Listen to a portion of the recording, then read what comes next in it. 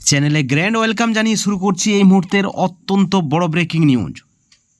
জীবন যখন বিপন্ন, সবাই চলো নবান্ন। নবান্ন অভিযানের ডাক, পয়লা বৈশাখ নবান্ন ঘেরাওয়ের ডাক ঐক্যমঞ্চের পক্ষ থেকে। বন্ধুগণ, নবান্ন অভিযান আপনারা সকলে জানেন, সুপ্রিম কোর্টের রায়ে রাতারাতি চাকরি গেছে 26,000 শিক্ষক শিক্ষাকর্মীর। রাতারাতি চাকরি হারিয়ে চরম দুশ্চিন্তায় প্রায় 26,000-এর পরিবার। এবং আজকে চাকরিহারাদের একাংশ দেখা করেছেন তৃণমূলের রাজ্য সাধারণ সম্পাদক কুণাল ঘোষের সঙ্গে, কিন্তু তিনি সময় দেননি, মাত্র 10 মিনিট সময় দিয়েছিলেন। তারপর যারা দেখা করতে গিয়েছিলেন চাকরিহারাদের একাংশ, তারা বেরিয়ে গেছেন, যদিও তারা সংবাদ মাধ্যমে কোনো কথাই বলতে চায়নি। তারা বলেছেন যা বলার 7 তারিখের পর বলবেন। কেন 7 তারিখ? আপনারা জানেন 7 তারিখ মুখ্যমন্ত্রী মমতা বন্দ্যোপাধ্যায় নেতাজি ইন্ডোরে বার্তা দেবেন। কিন্তু সব থেকে মজার বিষয়, ভাবার বিষয়, তৃণমূল সরকারের 14 বছরে যতগুলি চাকরি, কোনো চাকরি দুর্নীতি ছাড়া হয়নি, যেমনটা অভিযোগ। 2014 টেট থেকে শুরু করে 2017, 2022 প্রতি ক্ষেত্রেই উঠেছে একাধিক ভুরি ভুরি দুর্নীতির অভিযোগ।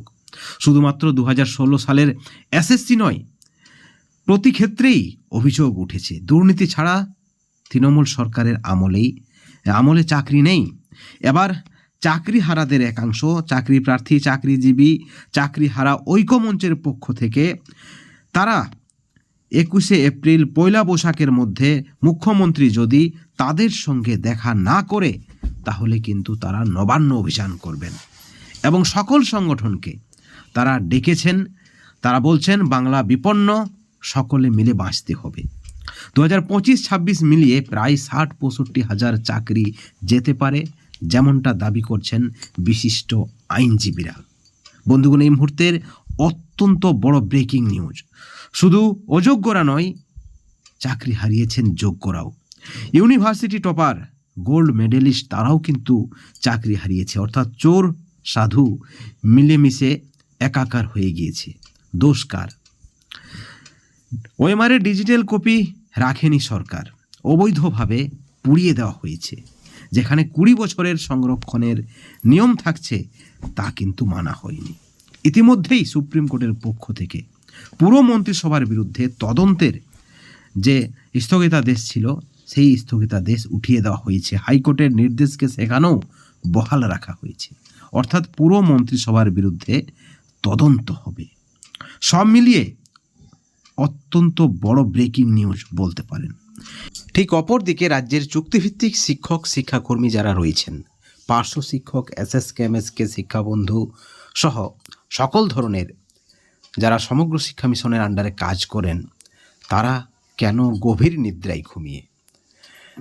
26,000 শিক্ষক শিক্ষাকর্মীরা চাকরি হারিয়ে যখন বলছেন জীবন যখন বিপন্ন, তখন সবাই চলো নবান্ন।